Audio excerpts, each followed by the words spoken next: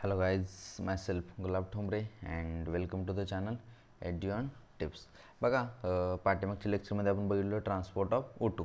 आजच्या लेक्चरमध्ये बघणार ट्रान्सपोर्ट ऑफ CO2. ओके. बघा जेवढं पाठीमागच्या लेक्चरमध्ये आपण बघितलं ना ट्रान्सपोर्ट ऑफ O2 मध्ये जेवढ्या कंडिशन म्हणजे काय म्हणतात कंडिशन एक्झॅक्टली सगळं त्याच्या अपोजिट. Okay, that's all. बस तेवढंच, एवढं लक्षात ठेवा. त्यावेळेस सगळं अपोजिट. आता काय म्हणते इथं काय लक्षात ठेवा, ट्रान्सपोर्ट ऑफ काय CO2. Okay, transport of CO2. Transport of CO2 मध्ये काय म्हणते CO2 is carried out by haemoglobin as carbamine haemoglobin. Okay, carbamino haemoglobin.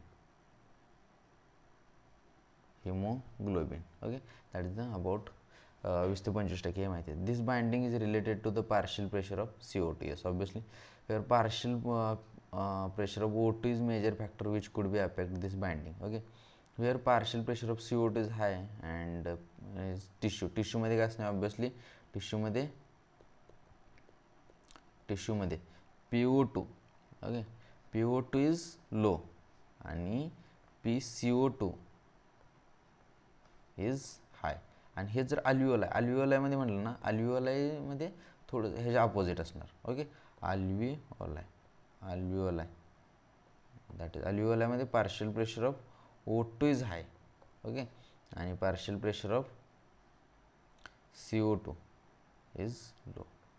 Okay, just remember this much. Okay, more binding carbon occurs. Okay, where partial pressure low alveoli ते सांगितलं. मग इथं obviously dissociation of CO2 from carbamino haemoglobin takes place. म्हणजे अल्व्हिओलायमध्ये dissociation होते आणि इथं टिश्यूमध्ये असोसिएशन होणार. ओके, असोसिएशन आणि ह्याच्यामध्ये काय होणार obviously dissociation. Okay, done.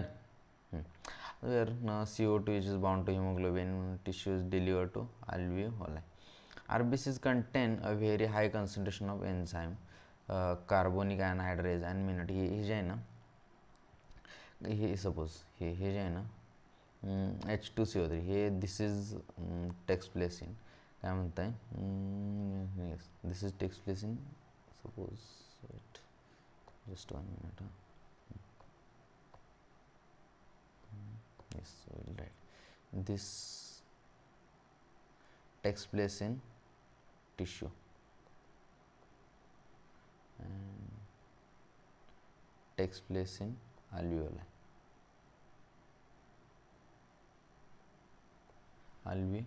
Just remember this much. Okay, at the tissue where partial pressure of CO2 is high due to catabolism, CO2 diffuses into the blood and forms HCO3 minus and H plus. Okay, this is tissue side.